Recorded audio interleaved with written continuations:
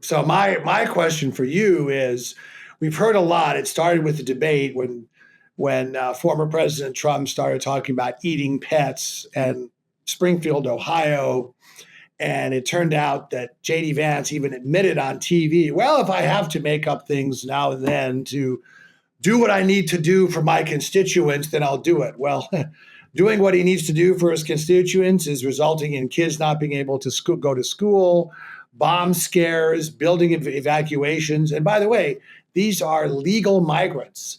These are migrants that the town wanted to have. So my question for you is there a limit to this? Is there at some point when people should say, okay, I realize this is a campaign issue, but when it comes to really just putting your own constituents through hell, isn't enough enough? Well, I don't work for Trump and I don't work for Vance, so I can't speak for them. What's your opinion? Well, I heard this week that some Haitian immigrants were actually suing Trump and Vance and suing them for, I don't know exactly the charges, but libel or some form of online or cyber or in person, some type of harassment or bullying or slander or something. And right now it's being played out in the courts. And so I think it's interesting. I don't agree with every court ruling. I'd have to see the evidence that comes out in court as far as what they're able to prove or not prove. But these are legal migrants. You will at least acknowledge that. You listen to Trump and he makes them sound like they just came across the border illegally 2 days ago. They were legal migrants recruited by the town. May we at least agree on that? Well, I don't know enough about that specifically. I think the broader point that Trump is trying to make is that there's a lot of crime that's happening. Like when people say, oh, well, first of all, immigrants commit less crime, we don't have adequate statistics on illegal versus legal immigrants. And when you're talking about illegal immigrants, crossing across the border is already a crime. But any crime committed by an illegal immigrant is one crime too much, whether that's a violent rape or a murder or a sexual assault or whatever.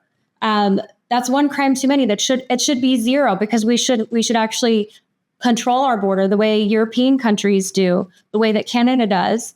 And for some reason, the left in this country has said that if you want to have a reasonable border, then it makes you all these horrible things.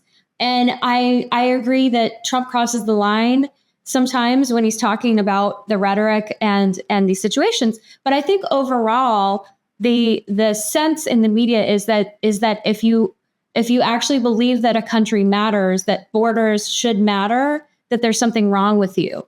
And I think that has created a visceral just sadness and anger for a lot of people, because it's like, that's not true. I mean, why did 400,000 American soldiers die in World War II? Because they cared about our homeland. A homeland matters.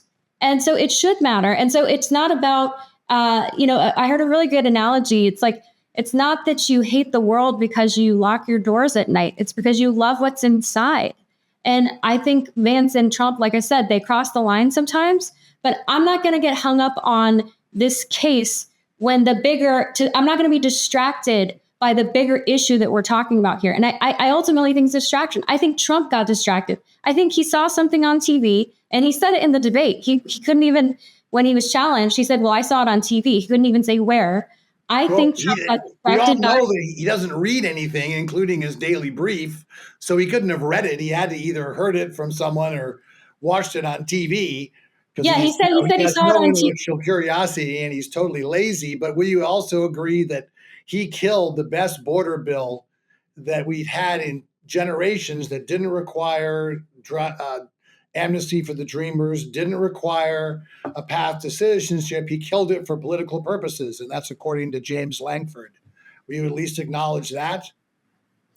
I agree. He could have done more to help get something passed, and I agree it's wrong to try to use immigration as a political pawn in chaos. I don't like that strategy. I agree with that. But again, I'm not going to be distracted by the shiny object of dogs. I'm not. And so if you want me to be distracted, Dave, I love you, but I won't be. No, I'm not. To me, I brought it up as an example. And as I said on our very last podcast, this whole thing, let's remember, first of all, crime soared under Trump in general. It's plunged under Biden. That is a fact.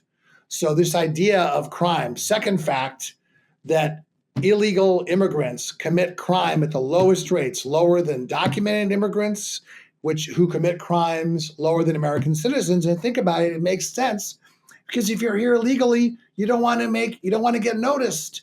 You don't want to do anything that's going to jeopardize your stay. So it's just part of this bashing immigrants lie. It's again with Trumpism is three things. It's nativism, protectionism, and isolationism. And we tried all this stuff 100 years ago back in the 20s, and it led to the Depression and World War II. We don't want to go there again. We're not going back. And nativism is a terrible thing. Immigration is what made this country great.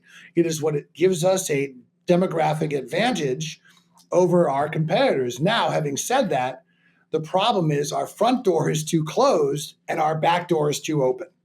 We don't allow enough legal immigration. We only allow 500,000 H-1B visas.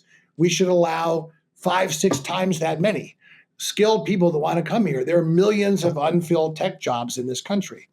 And yes, the border has been open. And by the way, Biden will say, well, we finally got it right. Yeah, you got it right 6 months ago. And there's 3 years when you weren't doing anything. And I think that both Harris and Biden need to be accountable for that. I'm fair and balanced when it comes to these issues. But again, border crossings were at a 50-year low when Donald Trump took office. So this is a problem that he created. Biden made it a lot worse. Now border crossings are lower than they were at the end of the Trump administration.